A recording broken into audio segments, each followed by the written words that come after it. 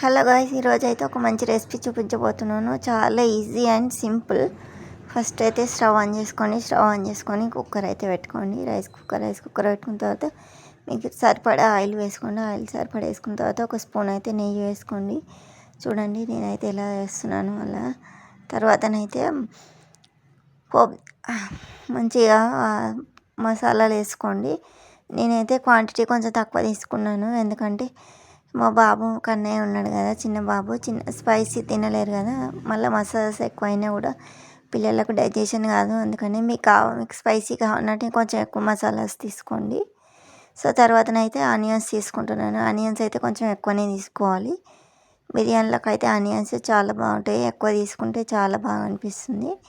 So golden colour వచ్చే వరకు అయితే ఆనియన్స్ డీప్ ఫ్రై చేసుకోవాలి. చూడండి గోల్డెన్ కలర్ అయితే వస్తున్నాయి. చూడండి మధ్యలో కలుపుకోవాలి తీసి.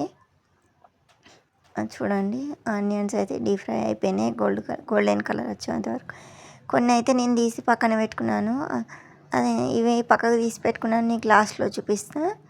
సో తర్వాతనైతే నేను పచ్చిమిర్చి ఒక 2 కట్ చేసుకున్నాను. తర్వాత అయితే ఒక 2 టమాటోస్ కట్ చేసుకున్నాను. ఇవన్నీ వేసుకొని ఒకసారి అయితే కలుపుకొని కుక్కర్ తర్వాతనైతే ఒక అల్లం పేస్ట్ వేసుకోండి. తర్వాత ఒక కారం, నెక్స్ట్ అయితే కారం అయితే సరిపడా వేసుకోండి, మీకు సరిపడా వేసుకోవాలి. నెక్స్ట్ అయితే సాల్ట్ వేసుకోండి. సాల్ట్ వేసుకున్న తర్వాత కొంచెంసేపు టమాటా ఉడికిన తర్వాత మసాలాలు వేసుకోండి. గరం మసాలా, ధనియాల పొడి, బిర్యానీ మసాలా అయితే యాడ్ చేసుకోండి. ఒక 5 మినిట్స్ అయిన తర్వాత చూడండి టమాటాస్ ఉడకాలి బాగా.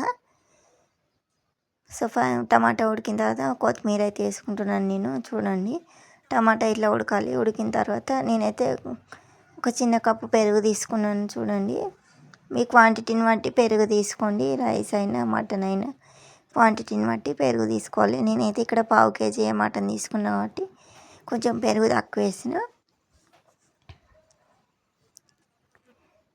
చూడండి ఇలా పెరుగు వేసిన తర్వాత ఆయిల్ అనేది సపరేట్ కావాలి, అయ్యేంత వరకు కుక్ చేసుకోండి. సో నెక్స్ట్ అయితే నేను మటన్ యాడ్ చేస్తున్నాను. ముందుగానే కడిగి మంచిగా వాష్ చేసి పెట్టుకున్నాను. సో చూడండి ఇలా మటన్ యాడ్ చేసుకోవాలి.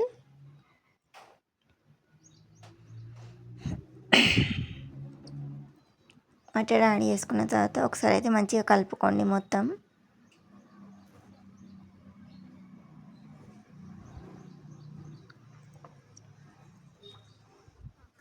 చూడండి ఒక 3 విజిల్స్ అయితే పెట్టుకోండి. మటన్ యాడ్ చేసిన తర్వాత ఒక 3 విజిల్స్ కుక్కర్ పైన పెట్టుకొని 3 విజిల్స్ వచ్చాక మటన్ ఉడికిందా లేదా చూడండి. కొంచెం ఒక 70-80% మటన్ అయితే ఉడకాలండి. సో మీకు ఉడకలేదు అనిపిస్తే మళ్ళీ ఒక 2 విజిల్స్ వేసుకోండి.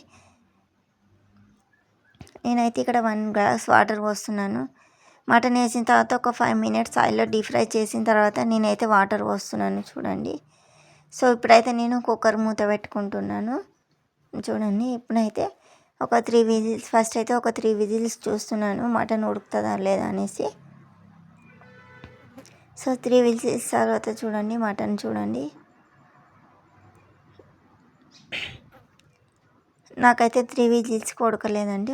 మరొక 2 విజిల్స్ అయితే పెట్టుకున్నాను నేను, అదైతే మీకు చూపించలేదు. నెక్స్ట్ అయితే నేను ముందుగానే కడిగి మంచిగా వాష్ చేసుకొని పెట్టుకున్న రైస్ తీసుకుంటున్నాను. ఇక్కడైతే 1/2 కేజీ మటన్కి నేనైతే 1/2 కేజీ రైస్ తీసుకున్నాను. మీకు కావాలంటే 1/2 కేజీ కూడా తీసుకోవచ్చు. రైస్ మీ ఇష్టం ఎంత అంటే అంత తీసుకోవచ్చు. నిమ్మరసం యాడ్ చేసుకోండి, ఎందుకంటే మంచిగా పుల్లలుగా రావడానికి నిమ్మరసం పిండుకుంటున్నాను. చూడండి నిమ్మరసం పిండితే రైస్ అనేది పొడిగా వస్తుంది.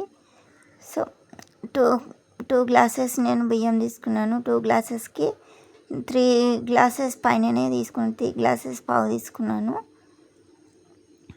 చూడండి మటన్ బిర్యానీ కుక్ అయిపోయింది. చూడండి సో బియ్యం వేసుకున్న తర్వాత మనము ఒక 2 విజిల్స్ పెట్టుకోండి. 2 విజిల్స్ పెట్టుకున్న తర్వాత చూడండి బిర్యానీ రెడీ అయిపోయింది.